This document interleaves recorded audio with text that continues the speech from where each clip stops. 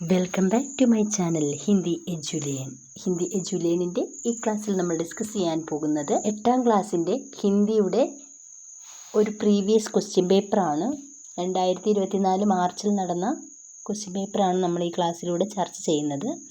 അപ്പോൾ നിങ്ങൾക്ക് മനസ്സിലാക്കേണ്ട ഒരു കാര്യമുണ്ട്, നമ്മുടെ എല്ലാ ചാപ്റ്ററും നമ്മൾ പഠിച്ചിട്ടുണ്ടാവണം. പ്രത്യേകിച്ചും ലാസ്റ്റ് ടൈമിലേക്ക് ഉണ്ടായിരുന്ന പാഠഭാഗങ്ങൾ നന്നായിട്ട് നോക്കുക. ബാക്കിയുള്ള പാഠഭാഗത്തിൽ നിന്നും ചോദ്യങ്ങൾ ഉണ്ടാകും. അപ്പം ഫസ്റ്റ് മുതൽ ലാസ്റ്റ് വരെയുള്ള പാഠഭാഗങ്ങൾ നിങ്ങൾ പഠിക്കുക. അതുപോലെ തന്നെ അതിൽ നിന്നുണ്ടായിരുന്ന ആക്ടിവിറ്റീസുകൾ, ഡയറി, പത്ര, പോസ്റ്റർ, കവിതയുടെ ആശയം, അങ്ങനെയുള്ള വലിയ വലിയ മാർക്കിൻ്റെ 4 മാർക്ക് വീതമുള്ള ചോദ്യങ്ങളുണ്ടാകും. അതുപോലെ തന്നെ 1 വേർഡ് ടൈപ്പ് ക്വസ്റ്റ്യൻസ് ഉണ്ടാകും, ഗ്രാമർ ക്വസ്റ്റ്യൻസും ഉണ്ടാകും. അപ്പം നമുക്ക് ഈ ഒരു മോഡൽ ക്വസ്റ്റ്യൻ ഒന്ന് ഡിസ്കസ് ചെയ്ത് നോക്കാം. അപ്പോൾ ഈ ഒരേ മോഡലിലായിരിക്കും നിങ്ങൾക്ക് ഈ വർഷവും ക്വസ്റ്റ്യൻ ഉണ്ടാവുക. അപ്പോൾ ഏതൊക്കെ തരത്തിലുള്ള ക്വസ്റ്റ്യൻസ് ആണ് വന്നിട്ടുള്ളതെന്ന് നിങ്ങൾക്ക് അതിലൂടെ മനസ്സിലാകും. നോക്കാം. സൂചന ക്യാൻ മാർഗ് ഏകാംഗി കാ യഹ് അംശ് പഠേ 1 से 3 तक के प्रश्नों के उत्तर लिखें. ക്യാൻ മാർഗ് എന്ന് പറയുന്ന ഏകാംഗിയുടെ ഒരു ഭാഗം വായിച്ച് 1 മുതൽ 3 വരെയുള്ള ചോദ്യങ്ങൾക്ക് ഉത്തരം എഴുതുക എന്നുള്ളതാണ്. അപ്പോൾ ക്യാൻ മാർഗ് എന്ന് പറയുന്ന ഏകാംഗിയുടെ ഭാഗം തന്നു. ചോദ്യം എന്താണ്? തീനോം രാജകുമാർ കഹാ സെ വാപ്പസ് ആ രഹേ ഥേ. 3 രാജകുമാരന്മാരും എവിടെ നിന്ന് വരികയായിരുന്നു?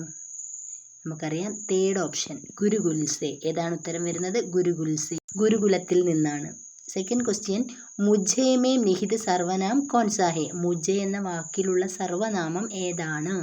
അപ്പം സർവനാമങ്ങൾ എന്ന് പറഞ്ഞാൽ മേ, തു, തും, ആപ്പ്, വഹ്, യഹ്, വേ, യേ ഇവയൊക്കെയാണ് സർവനാമങ്ങൾ എന്ന് പറയുന്നത്.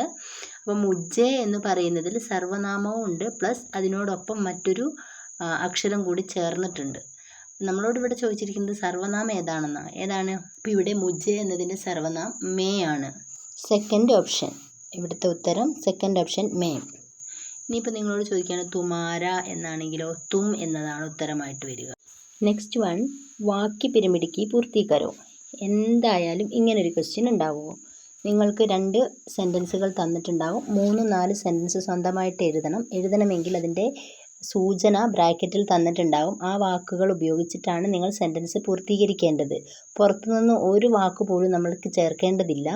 ഈ തന്നിരിക്കുന്ന ബ്രാക്കറ്റിൽ തന്നതും ബോക്സിനുള്ളിലുള്ളതുമായിട്ടുള്ള സെൻറ്റൻസുകൾ വെച്ചുകൊണ്ടാണ് നമ്മൾ എഴുതേണ്ടത്. അപ്പോൾ നിങ്ങൾ മനസ്സിലാക്കേണ്ട ഒരു കാര്യം, ഓരോ വരിയിലും ഓരോ വാക്കുകൾ കൂടി ചേർന്ന് വലിയ അർത്ഥമുള്ള സെൻറ്റൻസ് ആക്കി മാറണം എന്നുള്ളതാണ്. അപ്പോൾ ഫസ്റ്റ് വൺ ഇവിടെ ബോക്സിൽ തന്നിരിക്കുന്നു, ഗുരുജി ആത്തേ ഹേ. ഗുരുജി വരുന്നു. സെക്കൻഡ് സെൻറ്റൻസിൽ ഗുരുജി പീച്ചേ പീച്ചേ ആത്തേ ഹേ. ഗുരുജി പിന്നാലെ വരുന്നു. അങ്ങനെ വരുമ്പോൾ 3ാമത്തെ വരിയിലേക്ക് നമുക്ക് ചേർത്ത് എഴുതണം. അപ്പോൾ ഗുരുജി എന്നുള്ളതിനെ നമുക്ക് ആദ്യം കൊണ്ടുവരാം. ഗുരുജി രാജകുമാരോं के पीछे पीछे आते हैं. എന്നൊക്കെ 3ാമത്തെ വരിയിൽ എഴുതിയിരിക്കുന്നത് രാജകുമാർ എന്നുള്ളത് ഇവിടുന്ന് എടുത്ത് എഴുതിയതാണ്, ഈ ബ്രാക്കറ്റിൽ നിന്ന്. നെക്സ്റ്റ് വൺ 4ാമത്തെ വരിയിൽ ഗുരുജി തീനോം രാജകുമാരോं के पीछे पीछे आते हैं. നമ്മുടെ ആ ബ്രാക്കറ്റിൽ നിന്നുള്ള തീനോം എന്നുള്ളത് ഇവിടെ ചേർത്തിരിക്കുന്നത് നിങ്ങൾക്ക് കാണാം. ഇതുപോലെ തന്നിരിക്കുന്ന വരികളെ വലുതാക്കി വികസിപ്പിച്ച് അർത്ഥമുള്ളതാക്കി മാറ്റുക എന്നുള്ളതാണ് വാക്യ പിരമിഡ് കൊണ്ട് ഉദ്ദേശിക്കുന്നത്. നെക്സ്റ്റ് 2ാമത്തെ പ്രവർത്തനത്തിൽ സൂചന ജൽ ബാങ്ക് വിംഗിലേക്ക് കാ യഹ് അംശ് പഠേം और प्रश्न 4 और 5 के उत्तर लिखें. ജൽ ബാങ്ക് എന്ന് പറയുന്ന പാഠഭാഗത്തിൻ്റെ കുറച്ച് ഭാഗം തന്നിട്ടുണ്ട്. അത് വായിച്ചിട്ട് 4 മുതൽ 5 വരെയുള്ള ചോദ്യങ്ങൾക്ക് ഉത്തരം എഴുതുക. എന്താണ് പാനി പാനി ഹോന കാ മത്ലബ് ക്യാ ഹേ. ഇതൊരു ശൈലിയാണ്. പാനി പാനി ഹോന എന്ന് പറഞ്ഞാൽ എന്താണ്? പാനി പാനി ഹോന എന്ന് പറഞ്ഞാൽ ലാസ്റ്റ് ഓപ്ഷൻ ലജ്ജിത് ഹോന എന്നുള്ളതാണ് ഇതിൻ്റെ ഉത്തരമായിട്ട് വരിക. നാണക്കേട് ഉണ്ടാവുക എന്നുള്ളൊരർത്ഥം. 5ാമത്തെ ക്വസ്റ്റ്യൻ संकेतों की मदद से जल संरक्षण की आवश्यकता का पर ലഘുലേഖ ലിഖിം. സൂചനകളെ അടിസ്ഥാനമാക്കി ജലസംരക്ഷണത്തിൻ്റെ ആവശ്യകതയെക്കുറിച്ചൊരു ചെറിയ കുറിപ്പ് തയ്യാറാക്കുക. അവിടെ 3ഓളം പോയിന്റുകൾ തന്നിട്ടുണ്ട്. പാനി നഹി തോ ജീവൻ നഹി, ജലസ്രോതോ കാ സംരക്ഷൺ കർണാ ഹെ, പാനി കോ സ്വച്ഛ് രഖ്നാ ഹെ. ഇതൊക്കെ ചേർത്തുകൊണ്ട് ഹെഡിങ് ഒക്കെ കൊടുത്തിട്ട് പാരഗ്രാഫ് ആക്കി എഴുതുക എന്നുള്ളതാണ്. ഇവിടെ നിങ്ങൾ മനസ്സിലാക്കേണ്ട ഒരു കാര്യം, അവിടെ കണ്ടോ അഥവാ എന്ന് കൊടുത്തിരിക്കുന്നത് കണ്ടോ? അല്ലെങ്കിൽ. ഇത് ഓർ ക്വസ്റ്റ്യൻ ആണ്. ഒന്നെങ്കിൽ നിങ്ങൾക്ക് ലഘുലേഖ എഴുതാം, അല്ലെങ്കിൽ ജലസംരക്ഷൺ കാ സന്ദേശ് ദേത്തെ ഹുയേ പോസ്റ്റർ തയ്യാർ കരെ. ജലസംരക്ഷണത്തിൻ്റെ സന്ദേശം കൊടുത്തുകൊണ്ട് പോസ്റ്റർ തയ്യാറാക്കുക എന്നുള്ളതാണ്. ഇതിൽ രണ്ടിൽ ഏതെങ്കിലും ഒന്ന് എഴുതിയാൽ മതി. അപ്പോൾ നമുക്ക് നോക്കാം. ജലസംരക്ഷണത്തിൻ്റെ ആവശ്യകതയെക്കുറിച്ച് നമ്മളൊരു ലഘുലേഖമാണ്. പിന്നെ പരീക്ഷയ്ക്ക് പോകുന്ന കുട്ടികൾ ഇതേ മോഡലിൽ എന്തെങ്കിലുമൊക്കെ കുറിപ്പുകൾ വരാനുള്ള സാധ്യതയുണ്ട്. പാഠഭാഗത്തെ ആസ്പദമാക്കിയിട്ട് ഏതെങ്കിലും ചാപ്റ്ററിൽ നിന്ന് എങ്ങനെയാണ് എഴുതേണ്ടതിൻ്റെ ഒരു മോഡലാണ് നമ്മൾ ഹെഡിങ് കൊടുത്തേക്കുക. ഇവിടെ തന്നിരിക്കുന്ന ഹെഡിങ് എടുത്ത് ഇങ്ങോട്ടേക്ക് എഴുതുക. ജലസംരക്ഷൺ की ആവശ്യകത, എന്നിട്ട് അതുമായി ബന്ധപ്പെട്ട കാര്യങ്ങൾ നിങ്ങൾ എഴുതുക എന്നുള്ളതാണ്. ജൽ പ്രകൃതി का वरदान है, जल के बिना धरती में जीना मुश्किल बन जाता है.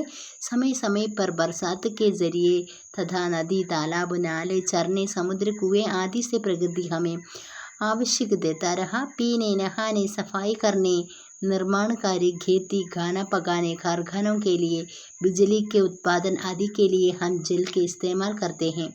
जल की आवश्यकता दिन व दिन बढ़ती जा रही है, लेकिन ये समझे बिना हम बड़ी मात्रा में जल का दुरुपयोग करते हैं तथा जल स्रोतों के नाश कर रहे हैं. जल आज हमारे लिए कीमती चीज़ बनती जा रही है. मोल देकर पानी खरीदना पड़ता है. जल नहीं है तो मनुष्य तथा अन्य जीव जंतुओं का जीवन खतरे में बढ़ जाएगा.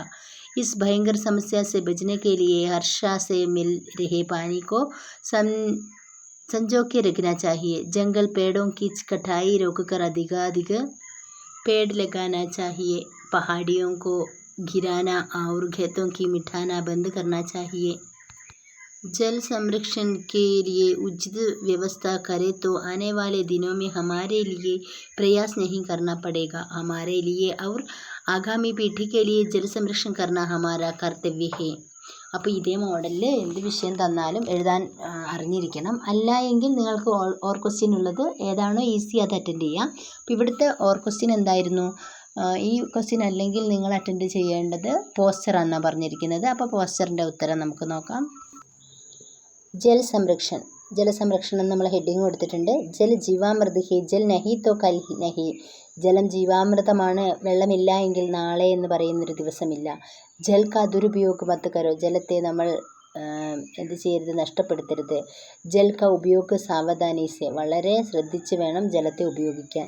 വിശ്വ ജലദിവസ് മാർച്ച് 22, ലോക ജലദിനം മാർച്ച് 22. ജലസ്രോതം കോ പ്രദൂഷിത മത്ത് കരോ, ജലസ്രോതസ്സുകളെ മലിനമാക്കുന്നത് തടയണം അല്ലെങ്കിൽ മലിനമാക്കരുത്. ജലസംരക്ഷണം ഹമാര കർത്തവ്യ, ജലത്തെ സംരക്ഷിക്കേണ്ടത് നമ്മുടെ കർത്തവ്യമാണ്.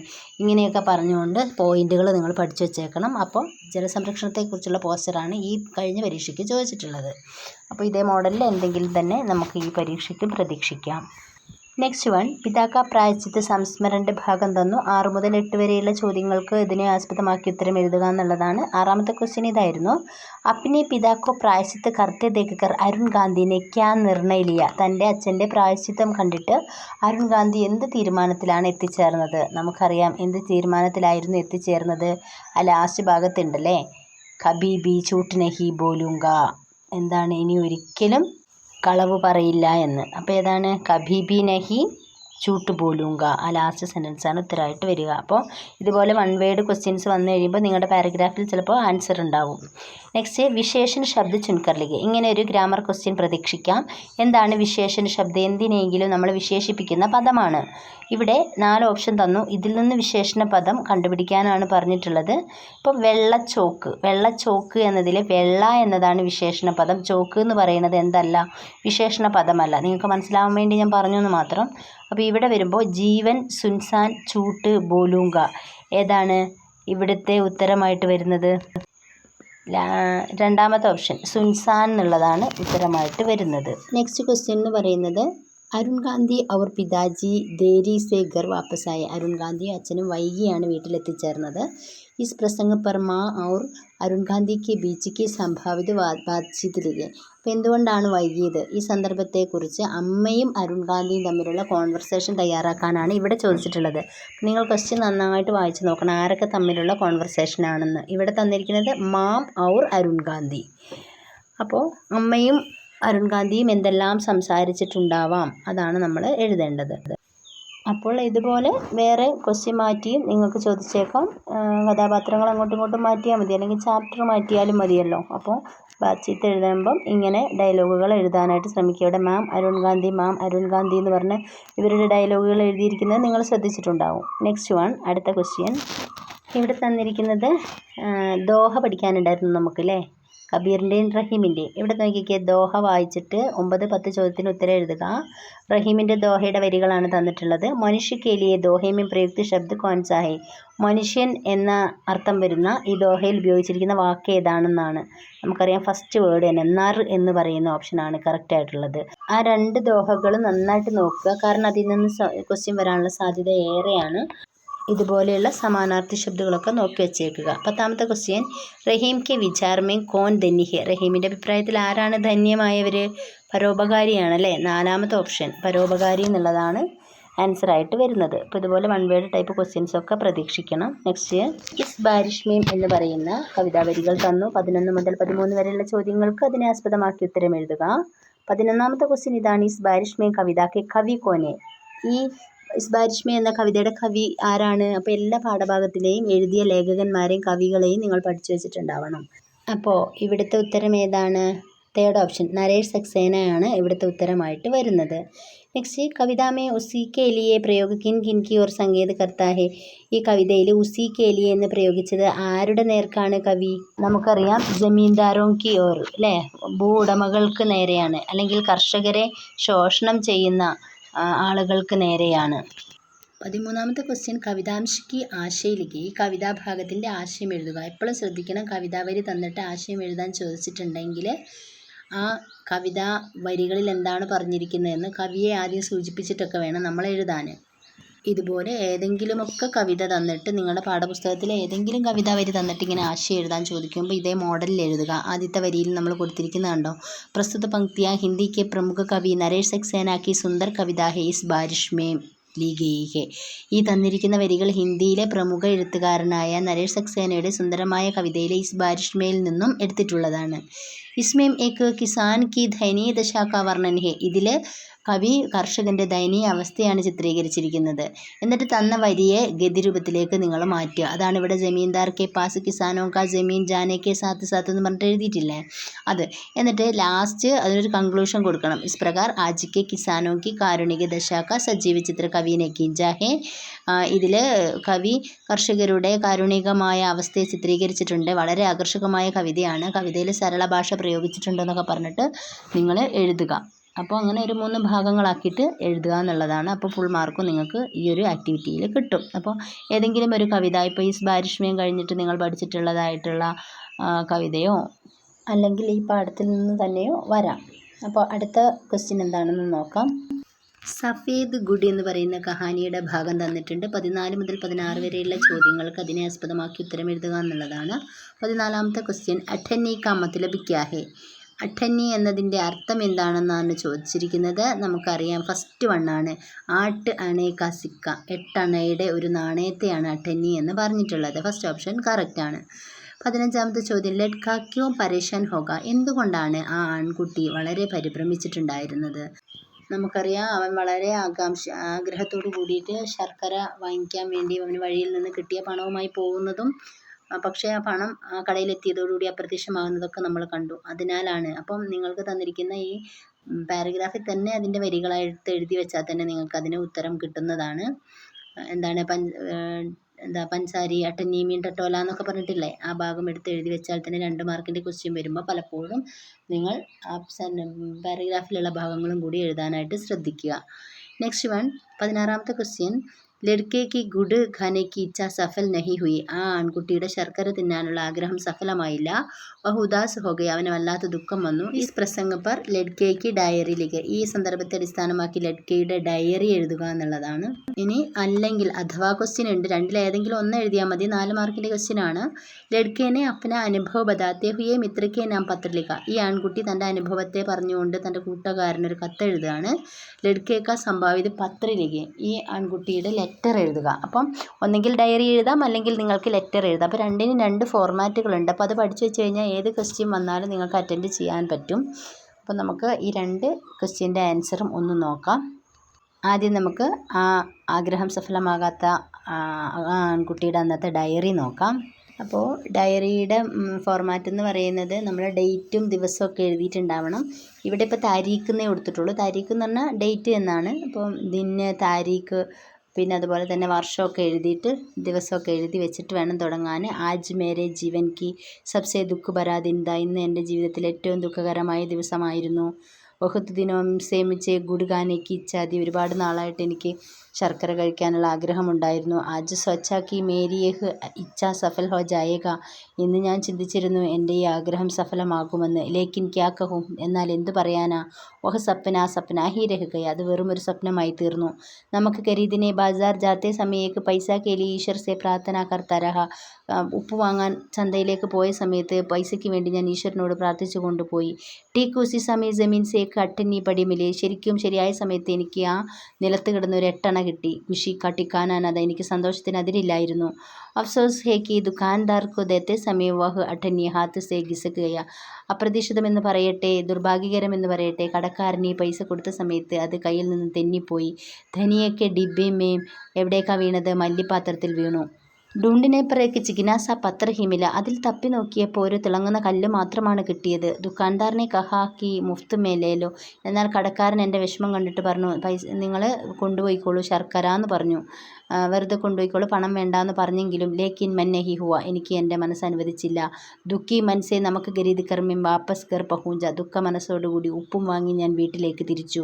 മേ ഇത്തന നിരാശ് ഹൂം കി ആകെ ഈശ്വർ കി കുച്ച് നഹി മാംഗൂക, ഞാൻ ഇത്രത്തോളം നിരാശവാനായി തീർന്നു, ഞാൻ ഇനി ഈശ്വരനോടൊന്നും ആവശ്യപ്പെടുകയില്ല എന്ന്. അപ്പോൾ ആ കുട്ടിയുടെ മനോഗതങ്ങളെയാണ് നമ്മളിവിടെ ഡയറിയാക്കി എഴുതിയിട്ടുള്ളത്. അപ്പോൾ നിങ്ങൾ ഇതുപോലെ തന്നെ ചിലപ്പോൾ ഒരു പക്ഷേ നമ്മുടെ സപ്തമിൻ്റെ ചാപ്റ്ററിലെ ആ ഇന്ദ്രധനുഷ് ധർത്തി പർ ഉതര, അവിടെ ആ ലഡ്കയുടെ ഒക്കെ ഡയറി ഇതുപോലെ ചോദിച്ചേക്കാം. അപ്പോൾ നിങ്ങൾ ദിവസവും ഡേറ്റൊക്കെ മുകളിൽ എഴുതിയിട്ടുണ്ടാവണം. ഈ ഒരു അങ്ങനെയുള്ള ഒരു ഫോർമാറ്റിൽ എഴുതാനായിട്ട് ശ്രദ്ധിക്കുക. നെക്സ്റ്റ് ക്വസ്റ്റ്യൻ എന്ന് പറഞ്ഞിരുന്നത് ഇതിൻ്റെ ഓർ ക്വസ്റ്റ്യൻ ആയിരുന്നു. ലഡ്ക തൻ്റെ അനുഭവങ്ങൾ പറഞ്ഞുകൊണ്ട് കൂട്ടുകാരന് ലെറ്റർ എഴുതുന്നത്. അപ്പോൾ ലെറ്റർ എഴുതുമ്പോൾ നമ്മൾ എന്താ ചെയ്യേണ്ടത്, നമ്മൾ സ്ഥാന് താരീഖ്, സ്ഥലവും ഡേറ്റുമാണ് എഴുതേണ്ടത്. മുകളിൽ നിങ്ങൾക്ക് അതിൻ്റെ ഫോർമാറ്റ് കാണാം.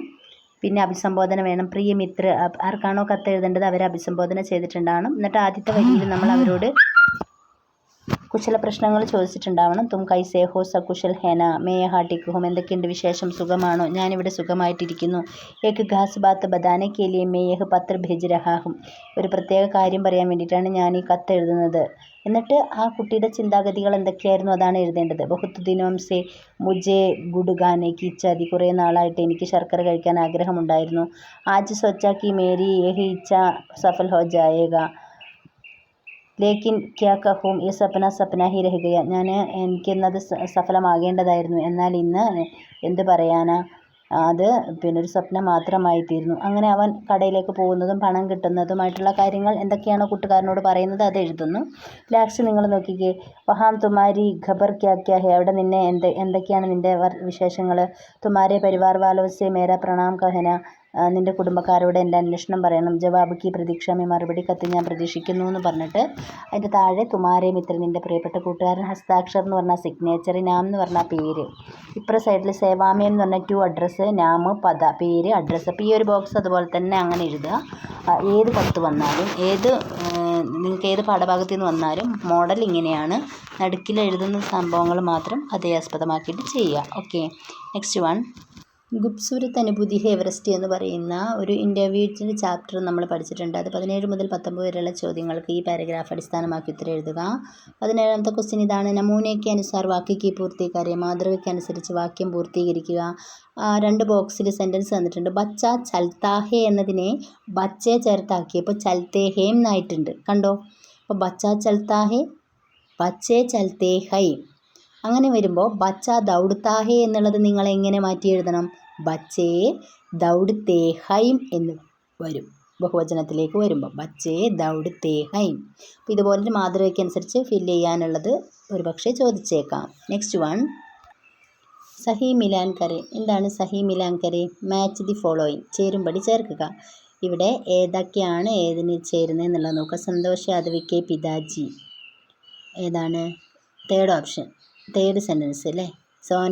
സേനാമേം കാം കർത്തേ थे, സേനയിലാണ് ജോലി ചെയ്തിരുന്നത്. 5വീं തക്ക് സന്തോഷ് യാദവ്, 5ാം ക്ലാസ് വരെ സന്തോഷ് യാദവ് എവിടെയാണ് പഠിച്ചിട്ടുണ്ടായിരുന്നത്, ഗാവ് കെ സ്കൂൾ में പഠിത്തി थी, ഫസ്റ്റ് സെൻറ്റൻസ്. എവറസ്റ്റ് की चोटी पर पहुंचने में, എവറസ്റ്റ് കൊടുമുടിയിൽ എത്തിച്ചേർന്നതിൽ ലാസ്റ്റ് സെൻറ്റൻസ്. സന്തോഷ് യാദവ് സഫൽ ഹോ ഗയി, സന്തോഷ് യാദവ് വിജയിച്ചു. ഇനി ഏക്ക് സഫൽ പർവ്വതാരോഹിക്കോ, ഒരു സഫലയായ പർവ്വതാരോഹിക്ക് എന്ത് വേണം? സെക്കൻഡ് സെൻറ്റൻസ് സന്തുലിത ദിമാഗ് വാല ഹോനാഹി, അതാണ് ശരിയായിട്ടുള്ളത്. അപ്പോൾ ഇതേ മോഡലിൽ മാച്ച് ദി ഫോളോയിങ് ഒക്കെ ഉണ്ടാകും. അഥവാ അല്ലെങ്കിൽ, ഒന്നെങ്കിൽ നിങ്ങൾക്ക് ഇതെഴുതാം, അല്ല എങ്കിൽ താഴെ നോക്കിക്കേ. സന്തോഷ് യാദവ് ദൂസരി ബാർ എവറസ്റ്റ് കി ചോട്ടി പർ പഹുഞ്ചി ഇസ് പർ റപ്പട്ട് തയ്യാർ കരെ. സന്തോഷ് യാദവ് രണ്ടാം തവണയും എവറസ്റ്റിൻ്റെ കൊടുമുടിയിൽ എത്തിച്ചേർന്നു. ഇതിനെ ആസ്പദമാക്കി ഒരു ന്യൂസ് റിപ്പോർട്ട് തയ്യാറാക്കുക. ആ ഓപ്ഷൻസ് കുറച്ച് സൂചനകൾ അവിടെ തന്നു. ഭാരത് കി പെഹലി മഹിളാ പർവ്വതാരോഹി 1993 എവറസ്റ്റിൻ്റെ രണ്ടാം പ്രാവശ്യം കയറി. നിഡർ ഹോക്കർ സഫലതാക്കി ഓർ, ഭയമില്ലാതെ അവർ അത് വിജയിച്ചു. അപ്പോൾ ഇതൊക്കെ വെച്ചുകൊണ്ട് റപ്പട്ടാക്കിയിട്ടാണ് എഴുതാൻ പറഞ്ഞിട്ടുള്ളത്. അപ്പോൾ എങ്ങനെയാണ് റപ്പട്ട് തയ്യാറാക്കുക? നമുക്കറിയാം, ഒരു ഹെഡിങ് നിർബന്ധമായിട്ടുണ്ടാവണം, സ്ഥലപ്പേരും കൊടുത്തിട്ടുണ്ടാവണം. സന്തോഷ് യാദവ് മൗണ്ട് എവറസ്റ്റ് കി ചോട്ടി പർ ദുബാര, കണ്ടോ ഹെഡിങ് കൊടുത്തിരിക്കുന്നുണ്ടോ? സന്തോഷ് യാദവ് മൗണ്ട് എവറസ്റ്റിൻ്റെ കൊടുമുടിയിൽ രണ്ടാം തവണയും എന്ന ഹെഡിങ് കൊടുത്തു. എന്നിട്ട് സ്ഥാനം എന്നുള്ളിടത്ത് നമുക്ക് ഏതെങ്കിലും സ്ഥലപ്പേരും കൊടുക്കാം കേട്ടോ. എന്നിട്ട് അതിനെക്കുറിച്ച് എഴുതിയിരിക്കുകയാണ്. ഭാരതത്തിലെ മഹിളാ പർവ്വതാരോഹിയായ സന്തോഷ് യാദവ് 1993 രണ്ടാം തവണ എവറസ്റ്റിൻ്റെ കൊടുമുടി കയറി. അവർ 8848 മീറ്ററുള്ള ഉയരത്തിൽ ചടുക്കർ കയറിയിട്ട് എവറസ്റ്റ് की चोटी पर 2 बार चढ़ने वाली पहली भारतीय महिला का ശ്രേയ പ്രാപ്ത് കിയാ ഹെ. രണ്ടാം തവണയും കയറി ആദ്യത്തെ ഭാരതീയ മഹിളയായിട്ട് ഇവർ അങ്ങനെ പ്രസിദ്ധിയാർജിച്ചു. വാക്കി ടോക്കി ഫോൺസ് കെ ജരിയെ എവറസ്റ്റ് പഹുഞ്ചനേക്ക് സുന്ന ദി ഗയി, എവറസ്റ്റിൽ എത്തിച്ചേർന്നത് വാക്കി ടോക്കി ഫോൺ ഉപയോഗിച്ച് എല്ലാവരും അറിയാൻ കഴിഞ്ഞു. ബിനാ കോയി ഡർ കെ എവറസ്റ്റ് കി ചോട്ടി പർ ചढ़ने वाली महिला पर्वतारोही होने का गौरव उन्होंने प्राप्त कर लिया. ഒരു പേടിയും ഇല്ലാതെ മൗണ്ട് എവറസ്റ്റിൻ്റെ ഉയരങ്ങളിൽ കയറാൻ അവരെ കൊണ്ട് സാധിച്ചു. അങ്ങനത്തെ ഒരു നേട്ടം, ഒരു അഭിമാനം അവർക്ക് കൈവരിക്കാൻ സാധിച്ചു. ബർഫ് സെ ടക്കി ചോട്ടിയോं को समझने की इच्छा उन्हें മൗണ്ട് എവറസ്റ്റ് की चोटी पर पहुंचाई. ചെറുപ്പം മുതലേ മഞ്ഞിനെ കുറിച്ചുള്ള സ്വപ്നം, ആ മഞ്ഞ് മൂടിക്കിടക്കുന്ന കൊടുമുടികളെക്കുറിച്ച് അറിയാനുള്ള ആഗ്രഹം മൗണ്ട് എവറസ്റ്റിൻ്റെ കൊടുമുടിയിൽ അവരെ കൊണ്ടെത്തിച്ചു. സബ്കി തരഫ്നെ ഉനെ ബദായിയാ മിലി, എല്ലാ ഭാഗത്തു നിന്നും അവർക്ക് ആശംസകൾ കിട്ടി. ഇസ് തരഹ്കി മഹിള ഹമാരി ഷാൻ ഹെ, ഇപ്രകാരമുള്ള സ്ത്രീകൾ നമ്മുടെ അഭിമാനമാണ്. ഭാരത സർക്കാർ ഇസെ നിഡർ മഹിള കെ ലിയെ 5 लाख रुपये के इनाम घोषणा की थी. ഭാരത സർക്കാർ ഇവർക്ക് ധൈര്യവതിയായ മഹിളയ്ക്കുള്ള 5 ലക്ഷം രൂപ സമ്മാനമായിട്ട് അറിയിക്കുകയും ചെയ്തു. അപ്പോൾ ഇതേ മോഡലിൽ റപ്പട്ട് നിങ്ങൾ എങ്ങനെയാണ് എഴുതേണ്ടതെന്ന് പഠിച്ചിട്ടുണ്ടാവണം. Next question. ഇങ്ങനെ ഒരു ക്വസ്റ്റ്യൻ നമ്മൾ എപ്പോഴും ശ്രദ്ധിക്കണം. 4 സഹി പ്രസ്താവ് ചുൻകർ ലിഖിए. ക്വസ്റ്റ്യൻ നന്നായിട്ട് നോക്കണം. 4 സഹി പ്രസ്താവ്, 4 ശരിയുത്തരം തിരഞ്ഞെടുത്ത് എഴുതുക. അപ്പോൾ 4 എന്ന് കണ്ടാൽ എത്രയാണ്? 4. 5 എന്ന് പറഞ്ഞാലോ 5. ചെഹ് എന്ന് പറഞ്ഞാലോ 6. അപ്പോൾ 1 2 3 ഒന്ന് ഓർത്ത് വെച്ചേക്ക്. കാരണം അങ്ങനെയായിരിക്കും ചിലപ്പോൾ ക്വസ്റ്റ്യൻസ് ഉണ്ടാവുക. പിന്നെ ആ സൈഡിൽ നിങ്ങൾ മാർക്ക് നോക്കിയാൽ നിങ്ങൾക്ക് മനസ്സിലാവും ഇത് 4 മാർക്കിൻ്റേതാണ്. അപ്പോൾ 4 ഉത്തരമാണ് ഇതിൽ കറക്റ്റായിട്ടുള്ളത്. ഏതൊക്കെയാണെന്ന് നമുക്ക് നോക്കാം. ബച്പൻ സേ ഹി സന്തോഷ് യാദവ് ബഡി ജിജ്ഞാസു തി. ചെറുപ്പം മുതലേ സന്തോഷ് യാദവ് എല്ലാം അറിയാനുള്ള ഒരു ആഗ്രഹത്തിനുടമയായിരുന്നു. അപ്പോൾ അത് ശരിയാണോ തെറ്റാണോ? ഇത് ശരിയാണല്ലേ. നെക്സ്റ്റ്, 8वीं കക്ഷാ തക്ക് Santhosh Yadav hostel may രഹി. 8ാം class വരെ സന്തോഷ് യാദവ് ഹോസ്റ്റലിലാണ് താമസിച്ചത്. ശരിയാണോ തെറ്റാണോ? തെറ്റാണല്ലേ. അപ്പോൾ അത് ശരിയല്ല. സന്തോഷ് യാദവിനെ കോളേജ് മേ പഠിത്ത സമയം പെഹലി ബാർ ഹിമാലയ ദേക്ക. അത് ശരിയാണ്. സന്തോഷ് യാദവ് കോളേജിൽ പഠിക്കുന്ന സമയത്ത് ആദ്യമായി ഹിമാലയം കണ്ടു. കറക്റ്റാണ്. 14 വർഷ की आयु में സന്തോഷ് യാദവിക്ക് ഷാദി ഹുയി. 14ാം വയസ്സിൽ സന്തോഷ് യാദവിൻ്റെ വിവാഹം കഴിഞ്ഞു. ശരിയാണോ? അല്ല, തെറ്റാണല്ലേ. സന്തോഷ് യാദവ് ഭൂമി കോ സ്വർഗ് കഹലാന ചാഹത്തെ ഹെ. അത് ശരിയാണ്. സന്തോഷ് യാദവ് ഭൂമിയെ സ്വർഗം എന്ന് പറയാനാണ് ആഗ്രഹിച്ചത്. അത് ശരിയാണ്. സന്തോഷ് യാദവ് അപ്പനെ 5 ഭായിയോं के बीच की लाडली थी. സന്തോഷ് യാദവ് തൻ്റെ 5 സഹോദരന്മാർക്കിടയിലെ ഒരു സ്നേഹവതിയായ ലാളിത്യം ഏറ്റ ഒരു സഹോദരിയായിരുന്നു. അതും കറക്റ്റാണ്. അപ്പോൾ കറക്റ്റായിട്ടുള്ളത് ഇവ 4 എണ്ണമാണ്. बचपन से संतोष यादव बड़ी जिज्ञासु थी. संतोष यादव ने कॉलेज में पढ़ते समय पहली बार हिमालय देखा. संतोष यादव भूमि को स्वर्ग कहलाना चाहती है. संतोष यादव अपने 5 भाइयों के बीच की लाडली थी. ഇതേ മോഡലിൽ ഏതെങ്കിലും പാഠം തന്നിട്ട് കറക്റ്റായിട്ടുള്ളത് എടുത്തെഴുതാനൊക്കെ പറയുമ്പോൾ ശ്രദ്ധിച്ച് എഴുതിക്കോളൂ. അപ്പോൾ ഇതുപോലെയുള്ളൊരു മോഡൽ ക്വസ്റ്റ്യൻ പേപ്പർ ആയിരിക്കും നിങ്ങൾക്ക് ഈ വർഷവും. അപ്പോൾ അതിനനുസരിച്ചുള്ള കാര്യങ്ങൾ പഠിക്കുക. കവിതയുടെ ആശയം, ഡയറി, പത്ര, പോസ്റ്റർ, സമാനാർത്ഥി ശബ്ദ്, ഗ്രാമാറ്റിക്കലി ഗ്രാമർ, ഒരു സെൻറ്റൻസ് തന്നിട്ട് ഇതുപോലെ മാറ്റി എഴുതാൻ, സർവനാമം, വിശേഷണ്, മാച്ച് ദി ഫോളോയിങ്, വാക്യ പിരമിഡ്, ഇങ്ങനെയുള്ള കാര്യങ്ങൾ ശ്രദ്ധിക്കുക. മുഴുവൻ പാഠഭാഗവും പഠിക്കുക. ദോഹ പ്രത്യേകിച്ചും അതും ഒന്ന് നോക്കി വച്ചേക്കുക. അപ്പോൾ ഇതുപോലെയുള്ള ഉപകാരപ്രദമായ ക്ലാസ്സുകളുമായി ഇനി നമുക്ക് വീണ്ടും കാണാം. കാരണം ഇപ്പം 8th സ്റ്റാൻഡേർഡ് കഴിഞ്ഞു, നിങ്ങൾ 9th സ്റ്റാൻഡേർഡിലേക്കാണ് ഇനി വരാൻ പോകുന്നത്. അപ്പോൾ അതിലെ എല്ലാ പാഠഭാഗങ്ങളും ആക്ടിവിറ്റീസും നിങ്ങൾക്ക് ഉപകാരപ്രദമായ വീഡിയോകളുമായി നമുക്ക് വീണ്ടും കാണാം. അപ്പോൾ ചാനൽ സബ്സ്ക്രൈബ് ചെയ്തിട്ടില്ല എങ്കിൽ ചാനൽ സബ്സ്ക്രൈബ് ചെയ്തിട്ടേക്കുക. വെക്കേഷനിലും നമ്മുടെ ക്ലാസ്സുകളൊക്കെ ഉണ്ടാകും. Okay, thank you.